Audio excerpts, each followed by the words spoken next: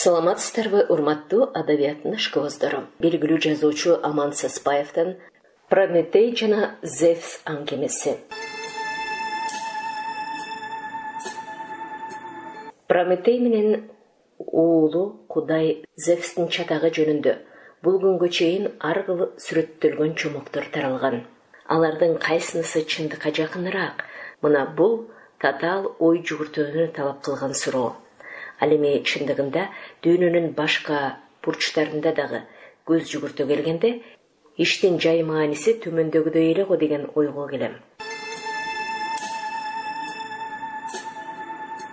Деңизге малына кирип токтогон кызыл асканын капталында, тегерегинде бадалдар жыш өскөн зор үңкүр турат. Адамдар бул үңкүрдү жакында гана таштап чыгышты. Анын төмөн жагында катмарланган кумдак жээкке туташкан жашылдык апай төш аянтча түзүп барып, кызыл асканын этегинен уланат. Аянтчанын бир жагы чексиз кеткен түнт токой. Этекте чөп менен жабылган алачыктар, бүчүрдөн каланып жасалган алгачкы баш пааналар каз катар тизилип, деңизге каратылган эшиктери жагынан түтүндөрү чубалжыйт.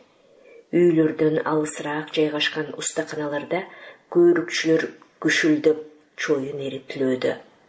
Дымын ысыкта бургулдана тердеген булчуңдуу кишилер, чыңкылдаган түш темирлер жанында сокого тиш, кемеге мык соголууда. Мында тез-тез тентек жел болот да турат. Эшик, терезелерден түшкөн күн нурун уюлгутуп, нымшыган чекелерге уруна рахаттар дуулайт. Кызыл асканын үстүндө кочкул кызыл жалпак таштар өтө көп. Алар күнгө чагылышып жалтырайт. Бир колунда көзөөчү, бир колунда балкасы бар. Апометей жалпак таштарга сүрөт тартуу менен алек. Ал алгачкы адамдардын тиричилигине кызыгат. Күнгө күйүп жылтыраган далысын аптапка кактап, таманын көйдүрүп, таштын үстүндө жүргөн. Кызыл асканын сол жак колтугунда кумурскадай үймөлөктөшүп, жылаңач адамдар кыйкырып, өкүрүп кеме курушууда. Шакылдата чабылган балта үндөрү, устун жыгачтарынын аарчылышы Апометейге дапдаана угулуп турду. Кең далуулуу чойра сакал акылман кеме куруучуларды аралап жүрөт. Адам баласына акыл берген устаз Прометей алыстан таанымал. Ал Апометейге ташка сүрөт тартууну, элге болгон улуу окуяларды ташка чегип калтырууну үйрөткөн. Тоо жактан сыбызгы үнүн тынымсыз созулунтат. Сыбызгычылар жаңыдан колго үйрөтүлгөн уйлар менен эчкилердин бадасын багуучулар. Буларга дагы сыбызгы менен чуурду Прометей үйрөткөн. Апометей болсо ойлоно отуруп акылман устазынан көз жазып калды. Бирок ал башка адамдарга зарыл нерсени үйрөтүп жүргөнүнө ишенет. Эртең менен күндүн чыгаары кандай чындык болсо, анын ою да өзүнө ошондой чындык. Апометей кеме куруучулардан тажап, кыялдана асканын оң жагына көз чаптырды. Кенен кесири жаткан өзүнчө өрөөн, андагы тилке-тилке аңыздар деңиз жээгинен тоо этегине чейин созулуп жатат. Аңкыраган бороздор жашыл түзөңдө карарып көрүнөт. Алгачкы дыйкандар кош өгүзгө чегилген чоюн тиштүү буурусундарын жерге кадап жай кыбырагансыйт. Алар жагымдуу обондорун созуп толкундана ырдашат. Сүрөтчү табият боекторунун кыйылышуусуна сонуркап, алыска назар таштады. Көз учурунда көгүлтүр асман кара көк деңиз менен түз сызык аркылуу туташып жатат. Оор деңиз күн табында тынчтык каалап мөлгөгөнсүйт. Андан көтөрүлгөн майда жел, жээкти көздөй кулунжал толкундар тизмегин жөнөтүүдө. Ал эми таман алдында каалгыган токой, сары жээк, кызыл аска. Апометей өзүн курчаган кооздук менен адамдардын кызуу тиричилигине шүйүшүнө карады. Шашки мезгилге чейин ал таш бетине чегип өгүздүн сүрөтүн түшүрдү. Эртең мененден тартып, оозуна наар албастан эмгектене баштаган. Азыр да ач тоғына қарар емес. Анын көңіліне тымызын қуаныш берген бір ғана нерсе өзінің ұстазының изин басып, башқаларды қуанту, башқалардың керегіне жаруы. Төмөнді жиекте қуаныштуу ызы чуу көтөрүлдү. Кеме деңизге түшүрүлүп жатты. Апометей ордунан сергек турду дагы жиекти көздөй чуркап жөнөдү. Эми ага алыстан кызыгуу анчалык таасирдүү эмес эле. Катар тизилген шыргыйлар үстүнөн тайгалана умтулган зор кеме сууну жара сүзүп кирди. Аппак шурулар жан жака чачылды. Көп өтпөй эле кеме теңселе чайкалып, теңдигин сактап, деңиз бетинде калкып турду. Жиектеги кубанган эл колдорун булгалап кыйкырып жатышты. Анан алар кайыкка отурушуп кемеге келишти. Түркүктөргө кенептер керилип, аркандар тартылды. Мына ошондо кокус чыга калган башылдый жел менен кеме деңизден ичкерисин көздөй сызып жөнөдү. Кубанычтуу добуштар кызыл асканы көпкө жаңыртып турду. Кечинде жийекке кеме куруучулар, дыйкандар, жыгач камдоочулар, усталар, азык-түлүк жумушчулары жыйналды. Жамаат биринчи кеменин сууга түшүрүлүшүнө байланыштуу оюн зоог өткөрмөк. Кеме болсо жоон аркан менен жиектеги мамыга бекем байланган, ал деңизде жай гана чайпалат. Караган кишиге кубаныч берип, анын көз алдында турганы кандай жакшы. Батып бара жаткан күндүн кызылы асман көгүн мала кызыл өңгө боеп, деңизге акактын саргыч күрөң түсүн берген. Жер көктү кызыл алоо каптап жаткансыйт. Адамдар саал салкын тарта баштаган кумдак жээкке отуруп алышып, табияттын кооздугунан тымызын баарман болушууда. Кимдир бирөө жээкке от жагып жиберди. Көк жашыл алуу теңселип, бой көрсөтөр замат добулдар кагылып, отту тегерене кол кармашкан адамдар тизмеги пайда болду. Бир аздан кийин эле сыбызгы менен чоор үнүн коштогон добул түмпүлдөп кое берди. Адамдар тизмеги эңкейе калышып, баштарын чайкап, көнүмүш адат менен кубаныч жыргал бийине көчүштү. Апометей бийге катышкан жок. Ал жанынан кызык тоону, ары кетсе арман эргөөнү, элестетүүнү жакшы көрөт. Сүлкүлдөшүп, чын жүрөктөн бийлеп жүргөндөрдү карап отуруу кандай сонун. Сүрөтчү кыялдана эргип, устазын дагы эсине алды. Табияттын сыймыгы деп күбүрөдү ал. Прометей бир кезде мына бул наристедей ак көңүл адамдарды ушундай деп атаган. Али да эсимде, анын себебин да түшүндүргөн. Анткени табияттын бирден бир улуу табылгасы адам. Жер жүзүнүн өзүнүн адамдары менен сыймыктанууга тийиш. Добул үнү узакка созулду. Адамдар от тегерегинде көпкө бийлешти. Бири чарчаса, экинчиси ордун басат. Бий уланат. Алар күндүз кечке иштегендерин унутушкансыйт. Бул кезде асманда жылдыздар жайнап, түн караңгылыгы коюулана түшкөн. Тоолдой сого баштаган муздак жел адамдар тобун ичиркенте аралап, деңиз каймагын тескери сыдырып жатты.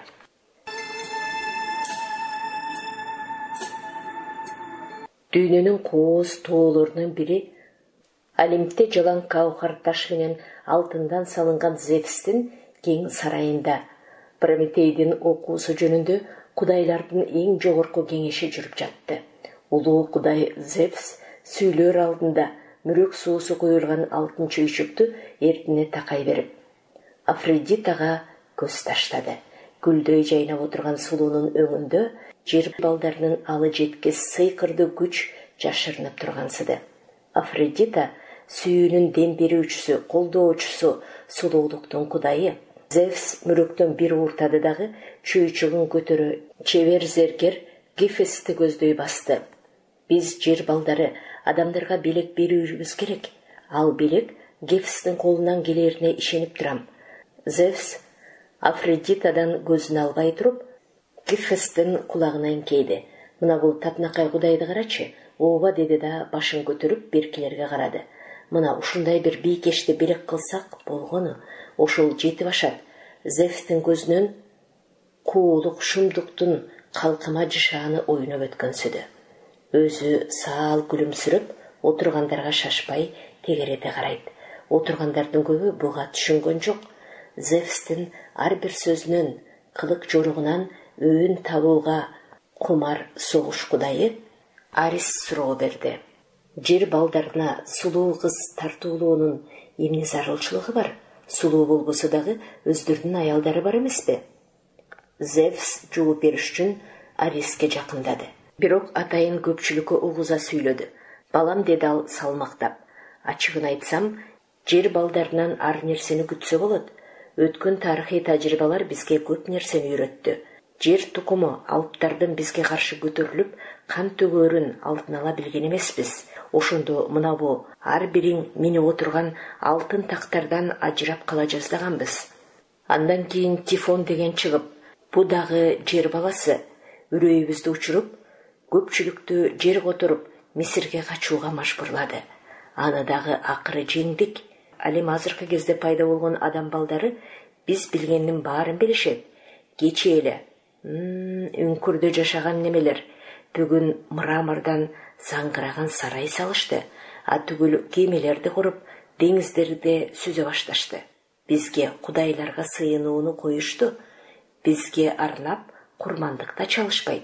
Мына ушунун баары Прометейдин окуусу. Мунун аягы барып, эмнеге такалаарын билесиңерби?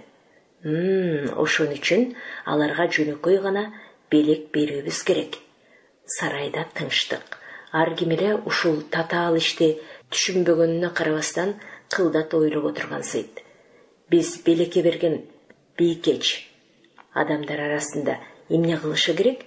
Бул мага түшүнүксүз, деди Арис. Билимсиз устаздын колунда тарбияланган жаш кудай атасынын оюна түшүнбөгөнүн ачык айтты. Биз белекке берген кызды себеби менен беребиз. Зевс эки миздүү сөздүн обонуна салып сүйлөдү. Андан ары болсо мына ушул жерден карап турабыз. Эмне болуп жатканын көзүбүз менен көрөбүз. Арис эмнегедир күмөндөнө ууртун чык эттирди дагы үнсүз төмөн карап башын чайкады. Баары бир Зевс өз билгенин кылаарын башка кудайлар тымызын сезишет. Мындайда тынч отура берүү керек. Керек болсо кудайды кубаттагандардан зыян тартпайсың. Зевс ойлуу ары бери басып турду. Сарайда дагы тынчтык.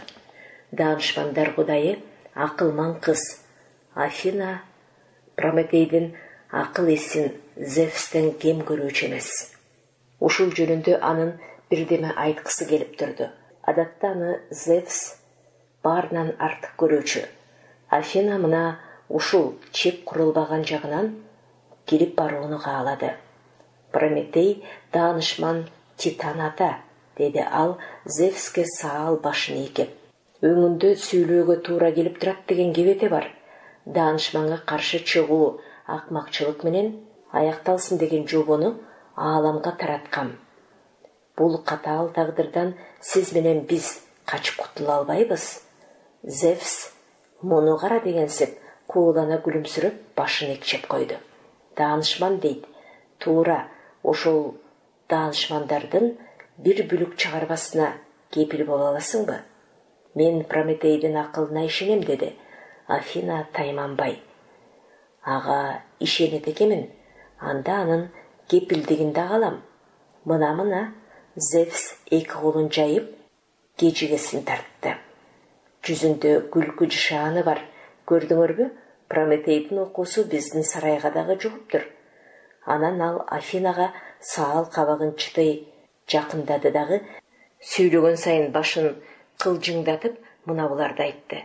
Сен ишенген акыл менен сен ишенбей турган акмактыктын ачык чек арасын мен билбей турам, кызым. Өз кесибиндеги акмакчылык кийин акылдуулукка айланып, акылдуулук дагы өзүн акмакчылыкка алмаштырып турса, бул дүйнөң ошондой жаралган экен.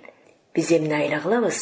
Менимче жетет эми. Зевс кабагын чытып боюн түзөдү. Талкуу мындан ары дагы улана берсе, отургандарда шек пайда болоорун ал ачык түшүнүп турду. Зевс көпчүлүккө тегерете карады дагы мына буларды айтып эскертти. Анын үстүнө сөз Прометейдин акыл эси жөнүндө болуп жаткан жок. Сөз биз менен адамдар ортосундагы мамиле жөнүндө болуп жатат. Адамдарда бизге ошондой эле бизде адамдарга кандайдыр бир муктаждык пайда болуп, кайра чечилип турганы жакшы. Адамдардын ишине биз кийлигишпесек, алардын ал жайын билип турбасак, анда бизде андан бетер көзгө илбей кетиши мүмкүн. Менимче, адамдарга белек берүү мына ушуларды камсыз кылуу керек. Ушул сөздөн кийин залда түлөй тынчтык дагы узакка чейин өкүм сүрдү. Бул өзүнчө макулдуктун, Зевстин оюна кошулгандыктын укмуштай белгиси өңдөнүп турду. Зевс акыры кеңештин аяктагандыгын жарыялады. Афина менен Арес кошоктоло үнсүз чыгып бара жатты. Адаттагыдай Аполлон кефарасын чечип, музалар ырдап, дерилер бий-бийлеп, кудайлардын көңүлүн ачышпады. Андан болгондон кийин ишке тез киришүү зарыл экени билинип турду. Колунан көөр төгүлгөн зергер кудай Гефест тапшырма боюнча аз убакыт ичинде эле аял толкусун жасап үлгүрдү. Зевстин буйругу менен ага жан салынды. Колдон жасалган аял алды менен Афродитага келтирилди. Афродитага татынакай сүйкүмдүү өң берди. Анан көккө карап турду дагы бийкештин көзүнө адамдарды эрксиз багындырган куштарлыктын сыйкырынан мөлт тамызып койду. Афродита аны алыстан, жакындан карап дагы эмнегедир бирдеме жетпей жатканын билди. «Бери кара», деди Афродита бийкечке. «Жылмайчы?» «Жок, анчалык эмес, саал гана. Башыңды дагы сүйкүм менен, мына ушундай карай турган бол». Саал мыйыгынан жылмайган татынакай бийкеч Афинага келди. «Жый оозуңду», деди. Афина өңүн суутуп, «Маанын кереги жок, андан көрө мына буларды билип ал».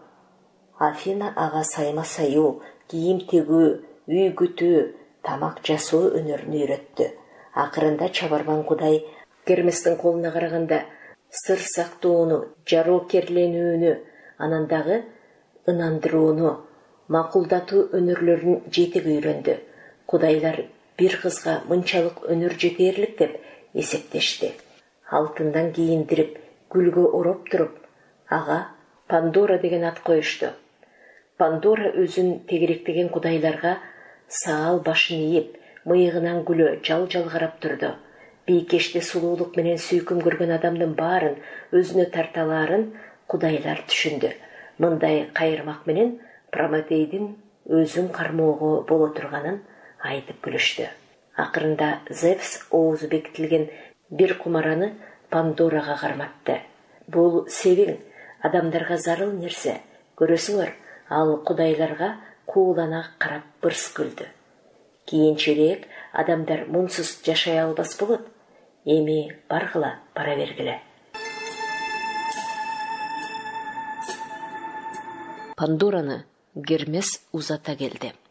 Ал Прометейдин эшигинин алдына бийкешти койду дагы кудайлар белек кылган кызды адамдардын кабыл алуусун өтүндү. Прометей чыкты дагы жай басып Пандоранын алдына келди. Бийкеч эрине күлүмсүрөп, татынакай эриндерин козгоп койду. Анын сыйкырдуу көздөрүн Прометей узакка карап турган жок. Келишимдүү толку боюна колундагы кумарага көз чаптырды дагы ончукпастан артына бурулуп кайра кирип кетти. Пандоранын ниетин ал бирден бир түшүндү. Кудайлардын бул татынакай белегин адамдардын кабыл албаганы дурус деген ойго келди. Залалы тийбес деген күндө дагы адамдардын арасында талаш жаралышы мүмкүн. Эгер өтө алса, кырсыктан жандап өткөнгө не жетсин? Прометей үйгө кирген соң бир тууган иниси Эпиметейге мындай деди. «Сен чыккындагы адамдар белекти кабыл албай тургандыгын Гермеске айткын». «Ал кандай белек экен?» деди Эпиметей камырабастан. Прометей «Чыкканда көрөсүң» деп ишарат менен колун шилтеди. Эпиметей жаратылышынан түнт, анан анча-мынча татаал нерселерге ой жүгүртө алуучу эмес. Ал эшикке жакындай бергенде «Артык сүйлөбө, уктуңбу?» деди Прометей табыштап. Эпиметей башын ийкеп укканын билдирди. Бирок ал эшикке чыгаары менен сулуу Пандораны көрді дағы жығылып қала жаздады. Ал Прометейдің сөзін айтмақ түгіл, үн жоқ, сөз жоқ, алқынып тұрды да қалды. Қырағы Гермес жігіттің авалына түшінді. Ал Прометейдің қабыл алғысы келбегенін білген. Белекте бәлкім саға қалдырармын деді Гермес Эпиметейге жақындап. Анан Пандораға көзін қысты. Қарачы, жер балдарында мындай ұрғач али жоқ. Болып тұр, саға қалтырайын, қана қимылда. Бикешті қолдың алдағы қалаған жағыңа жетелеп кете бер. Қыз, ынавай жүрбесін деген ойменен Эпиметей чекесін нымшып, Пандораны зорғы батынып қарады. Бикеш миығын қозғып, башын саал ейкап қойды. Мен барына даярмын деген кебете бар өңінді. Эпиметей терін арчыш үшін чекесін таппай жатқансып, қолын кежігесіне, иегіне, жағына жүгіртіп жатты. Ақыры Құдай жалғап, чекесін таптыдағы терін алақаны менен арчый Пандораға жақындады. Бейкеч болса, құмараны сол жамбашына ала қойып, ичке белін андан бетер иіреңдетіп, жігіттен көз айырбай күлімсіріп тұрды. Эпиметей титреп демала, қолын бір бұлғадыдағы алдыға түшіп жүріп берді. Анысы ерші мені дегені. Күлік Гермес іштің ойдығыдай атқарылғанына көзі жеткен соң, Олимп тоғысын көздей желіп жөнеді. Пандоранын уучынан шығып көрсін еме, ішінен гүлдал. Мына ұшындайча Эпиметей менен Пандора хандан қапарсыз 3 күн 3 түн төшекте жатышты. 4-ші күні ертең менен Прометей келіп ешігін қақты. Жылаңаш жатқан Пандора сұлуы денесін жуырқанға жашырды. Эпиметей болса, жаш сұлуға еркелей оозын араңдай açып, естіп алған соң, көп жатып қалған тұрбайбызбы деп, керіле ордынан тұрды. Прометей ешіктен баш бағып қараған, енесін билектен алдыдағы үйдің артына емерді. Сен емне қылғаныңды білесің бе? Пандораға емне үшін үйлендің? Дағы жаңылыштық кетірбейм десің. Севіне ала келген құмаран аштырба, анда қандайдыр адамдар үшін зиянту нерсе бар өңдіреді. Башын төмен салып ұғып тұрған Эпиметей мақұлдығын білдірді. Бірақ ал ағасының сөздеріне жете түшінген жоқ. Сұлу аялға үйленіп, көңіл қошу қандай жаңылыштық болмақ деп ойлады жігіт. Анын ойлу кіріп келгенінен сестенген Пандора асыла құшақтап Прометей менен емне жөнді сөйлешкөнін тақып сұрай баштады. Ақыры тез жооп бербейсің деп тарынып, толғынып ары қарап кетті. Жаным, Эпиметей, сол қолы менен чықанақтап, Пандоранын оң киініне көкірегін қойды. Ал сені менен баш қошқонымды жақтырбайды. Анан теге құмаран аштырба деді. Анда эмне бар эле, а? Башқа жақты ойсыз тіктеп, Эпиметейдің ар бір сөзін құнт қойы ұғып жатқан бейкеч жуырқанды серпіп таштап, ордынан тұра қалды. Еркектен қоңырсыған тер жыты менен күчтүү булчуңдардын қымыра құчактоосу құмараны ұнуттырып қойған эле. Азыр болсо зор жаңылыштык кетире жаздағанын есін алып, құмараға жетіп барды. Бері кел деді Пандора Эпиметейді ымдап чакырып. Мында еш нерсе жок экенин өз көзүң менен көр. Мына кей. Ал құмыранын тыгынын ачып жиберди. Бир карамакка еш нерсе жогоңду көрүнгөнү менен андан жалынды нелеби өңдүү бирдеме мунарыктап чыгып, абага сиңип жатты. Абага таралган бул мунарыктан соку кармаган дейкандар, кеме куруп жаткан чеберлер, малчылар кала берсе, таш бетине тамга түшүрүп, жазуу чийүүнү жүргүзүп жаткан Эпиметей дагы дем алып жатты. Ошол эле замат адамдарда ич тардык, күмөн, көрө албастык, жек көрүү, кара ниеттик өңдүү жаңы касиеттер пайда болду. Бул өзгөрүү кыска мөөнөт ичинде болуп өттү. Бирок анын табигыйлыгы шончо, адамдар өздөрүнүн мүнөздөрүндөгү өзгөрүүлөрүн мүлдө сезишкен жок.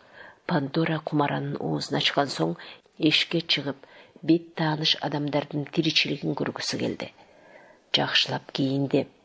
Ал кантсе дагы кудайлардын салтанаттуу, таза турмушун көрдү да, Эпиметей аялынын ар бир кыймылын байкап карап турду.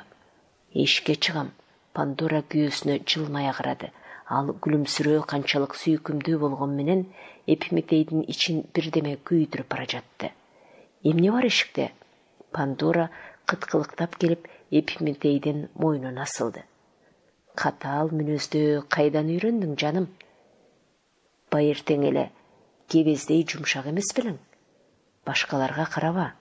Ал мына керек болсо кызгануу пайда болгон тура күйөөмдө. Эч кимге көз салбайм сенден башка. Пандора жагымдуу күлкүсү менен алаксыта эшиктен чыгып кетти. Ал жай басып, эң алгачкы адамдар кыштагын көп каралады.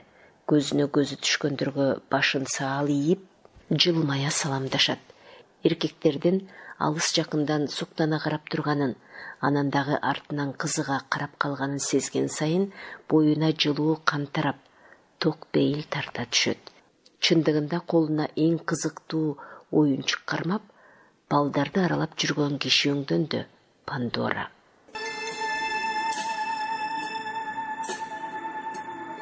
Зевс заңгыраган сарайдын чоң терезесинен кыбыраган адамдардын кыймылын байкап турду. Адамдардагы кирт башын ойлобогон калыс эмгек басаңдаганын сезди ал. Деңизге түшүрүүгө тийиш болгон экинчи кеме кечигип жатты. Жер айдоого дыйкандар кеч келип, эрте кайта башташты. Адамдар арасында эрегиш пайда болду. Зевстин ою ордунан чыкты. Ошол жеңиши жөнүндө ал аялына туюнткусу келди дагы Гераны чакыртты. Кудурети күчтүү, бул кудайдын өңүнөн куулук шумдук аралаш тымызын кубаныч байкалат. Гера сарайга жай кирип келе жатты. Үстүндө асман көгүн элестеткен сансыз касабалуу көгүлтүр көйнөк, башында жалтыраган алтын таажы. Ал ушундай кийинүү аркылуу өзүнө караштуу күн менен көктө түшүндүрүүгө тийиш. Зевс текебер ханша асман кудайын утурлай басып, сыпаа гана колтуктап алды дагы терезеге келди. Адамдарда кызык өмүр башталды, деди ал.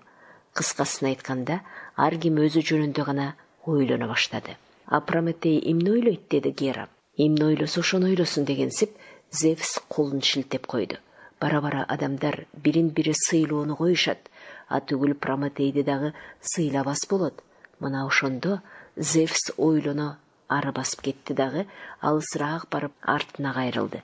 Ошондо Прометей мага жалынып кайрылбай койбойт. Түшүнөсүңбү? Андан башка жол жок.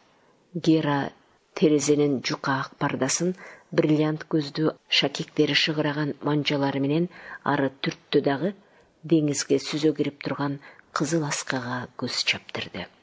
Анда эрбеңдеген эки адам улам жанаша калып, кайра ажырап жатты. Тетиге эки жандык эмне? Гера Зевске бурулду.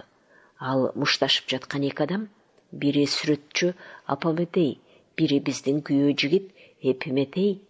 Ортодогу талашы сен акмаксың, мен акылдуумун, сенде жок, менде бар деген өңдүү бирдемелер.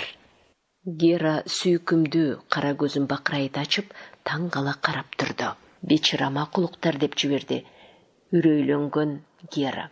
Эмне деген наадандык майда чүйдү. Ал кулак угуп көз көрбөгөн укмуштарга чыдабай сарайдан чыгып кеткиси келди. Бирок кирип келе жаткан Гермести көрүп туруп калды. Гермес Зевске кайрылды. Прометей сизге арнап курмандык чалып келди. Эшикте турат. Зевс Герага жалт бир карады. Көзүнөн айтпадымбы деген учкун жылт этти. Анан ишенер ишенбесин билбей таң калып турган ханшага бырс күлдү дагы. Мында алып келе берсин, деп манчыркай түшүп Гермеске айтты. Күнгө далылары күйүп жылтылдаган, жалбырактан белдемчи байланышкан жылаңач 4 адам эки замбилди көтөрүп келип Зевстин алдына койду. Аларды ээрчи кирген Прометей Зевстин алдында кылчалык да шашкалактаган жок. Мында ары иштеле турган иштердин баары ага табыгый, нары көнүмүшөңдөнөт. Анын өңүнө жер балдарын жакшылыкка баштайм деген эмгегинин эш болгону же жеңиштин бийигинде турганы мүлдө сезилбейт. Акылдуу, салкын көз караш, ишенимдүү кыймыл сарай ичиндегилерди өзүнө тартып турду. Прометей алды менен Замбилдин жабдууларын алып таштады. Менин адамдарым мындан ары сизге арнап курмандык чалып турат. Ал Зевске башын ийип, экөөнүн бирин тандаңыз. Курмандык тандаганыңыз боюнча түбөлүккө келет. Зевс имерле басып, эки Замбилди кунткоя карады. Экөө тең бир өгүздүн эти өңдөнөт. Бири кара кесек сулп, дагы бири болсо чылык май. Мурда эле ушундай иштөөсү керек эле деп ойлоп жатты ал. Кайсынысын алсак? Курмандыкка арык мал чалбас болсун үчүн мына бу майлуу этти көрсөтүүм керек. Зевс тандаганын көрсөттү. Тандаганыңыз сөөк, деди Прометей. Эмне дейт? Зевс каардана кыйкырып жиберди. Анан Замбилге учуп жетип, алтын асасы менен майды серпип калды. Бир кабат жука май шылп этип ыргыды. Замбилден шагыраган сөөк көрүндү. Маскара! Чыңырып жиберген Гера эшикке умтулду. Зевс терезе жака бурулуп кетти. Өңүндөгү каарды эч кимге көрсөткүсү келген жок. Ал терезе жакка буулуга карап, суудан алып ыргыткан балыктай алкына дем алып жатканы билинип турду. Артынан караганда чеке тамырлары жарылып кетээрдей бүлөөлөнгөн. Бул албетте Зевстин башка кудайлар алдында жана адамдар алдында өлүмгө барабар жаңылыштык кетирген эле. Геранын көмөнү туура чыкты. Прометей өчүп алды. Бирок тагдыр ошол экен. Акмак болгон кудай алдында башын ийип, өкүм күтүп турарына туура келди анын. Узак тынчтыктан кийин Зевс артына шарт бурулуп, алтын асасын жогору көтөрдү. Бул анын сарайда жалгыз калгысы келгени. Башкалардын баарысы буттардын учу менен чыгып кетишти. Зевс күнү кечке бүк түшүп жатты. Сарайдан карыш чылган жок. Эртеси анын буйругу менен Прометей адам барбас аскага таңылды. Адам этин жегич бүркүт күн сайын учуп келет дагы, капталын тешип, боорунан чокуп жейт. Колу буту мыкты таңылган. Прометей онтоп, тиштерин кычыратып, куштун тырмагы менен тумшугуна зорго чыдайт. Анын үзүлүп онтоосуна тоо таш гана көңгүрөнө жооп катат.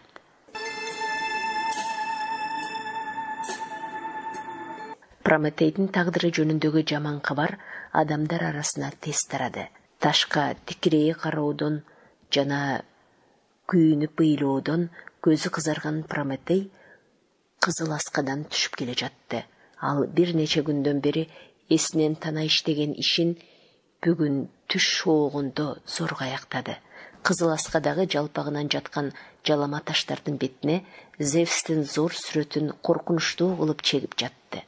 Анын алдында Прометей башын ийип, алып келген курмандыктарын көрсөтүп турат. Булардын үстү жагында болсо, Прометейди көздөй тырмагын жазып, шукшурулуп келе жаткан жырткыч куш. Куштун кыйгач сол жагында нуру чачырап, жаркырай тийип турган күндүн сүрөтү. Куш Зевс жака, күн Прометей жака тартылган. Прометей оң колун бооруна алып ойлоо турат. Анын өңүнөн салмактуулук, терең акылмандуулук байкалат. Күндөн туш тарапка нурлар чачырап, жөнөкөй тартылганына карабастан, андан мээрим төгүлүп тургансыйт. Бул укмуштуу адилетсиздикти укумдан тукумга калтырдым деп күбөрөндү келе жаткан Прометей. Ал абдан чарчаган, кара ниеттик, райымсыздык дегендер эми гана түшүнүктүү. Зевстин көзүнө кара ниеттикти, куштун көзүнө райымсыздыкты бердим. Ал этекке түшө бергенде чаңырган үнү колду. Зевс келатат. Күн күркүрөп, чагылган чартылдап, заматтын ортосунда алай дүлөй болду да калды. Эл туш келди качты, токойго жашырынды. Бир кезде Эпиметей токойду аралап чуркап келе жатып, жалпак ташка бирдемелерди сызып жаткан Прометейди көрүп калды. Сүрөтчү асманды карап коет дагы ташка чийин түшүрөт. Эпиметей да асманды карады. Булуттар арасынан бирде көрүнө калып, бирде жоголгон ак куулар тизмегине чегилген алтын арабада таажысын жаркылдатып, Зевс түшүп келе жатыптыр.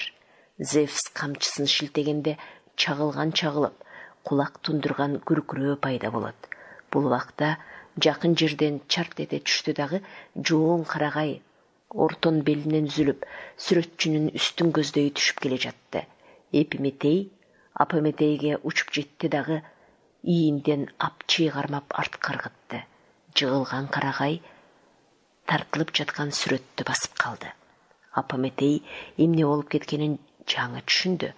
Ал Эпиметейди жеңил сүйрөй кайра келди дагы жыгылган карагайды ары түртүп сүрөт тартуусун улады. Ал чарчоону мүлдө унуткан. Алтын жип менен кошоктолгон 24 аккуу арабаны токой жээгиндеги көк жашыл аянтчага сүйрөп түштү дагы моюндарын созуп жай гана канаттарын тарай баштады. Арабадан Зевс ыңгайсыздана көтөрүлдү. Эки жакта эч ким жок. Адам бар деп келген жери ээн тала, эрме чөл өңдүү. Кандайча ойлоно кетти Зевс. Эл ушул эле жерде да. Түшүндүрүшүм керек эле. Үйлөрүн, үңкүрлөрүн, айдоо аянттарын, устаканаларын таштап, адамдар бир жака зым-зым жоголгон сөйт. Зевс арабасынан түшүп, ары бери көпкө басып турду. Бир кезде кулагына токойдун арасынан тыкылдаган үн угулду. Зевс бир аз буйдала түштү дагы үн чыккан жакты көздөй жөнөдү.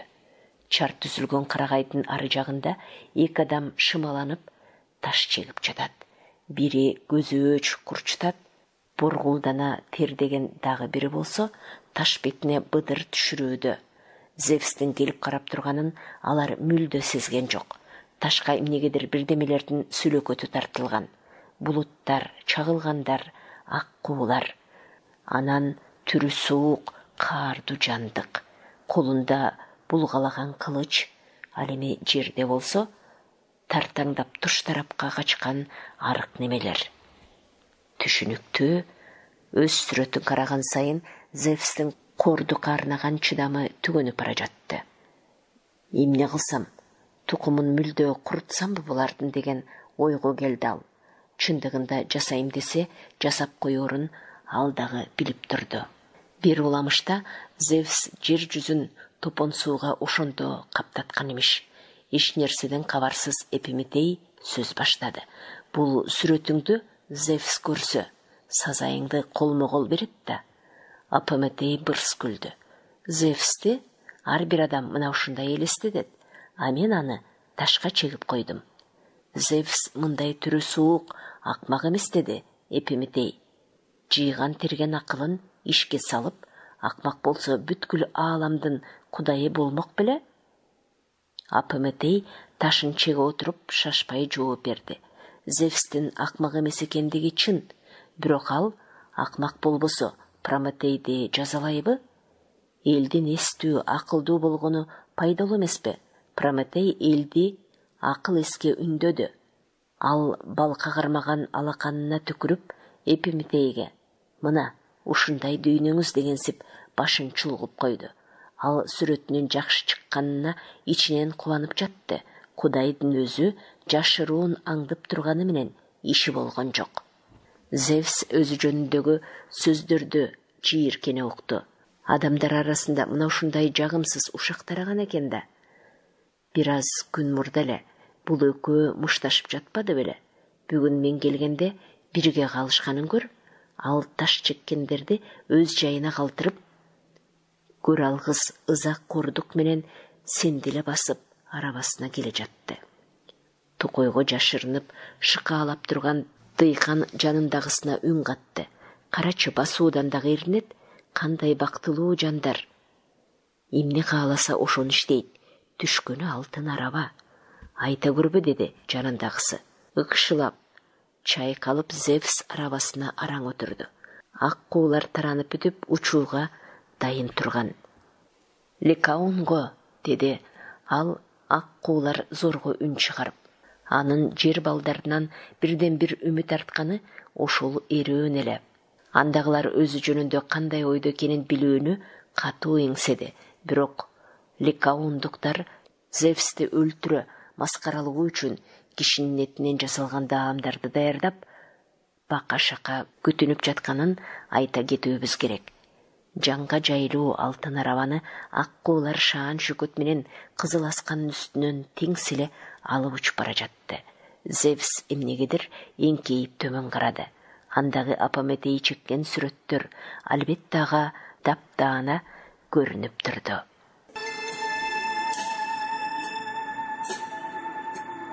Сиздер белгилүү жазуучу Аман Саспаевдин Прометей менен Зевс жөнүндөгү уламыш негизинде жазылган аңгемесин уктуңуздар. Окуган Кипариса Сурахманова.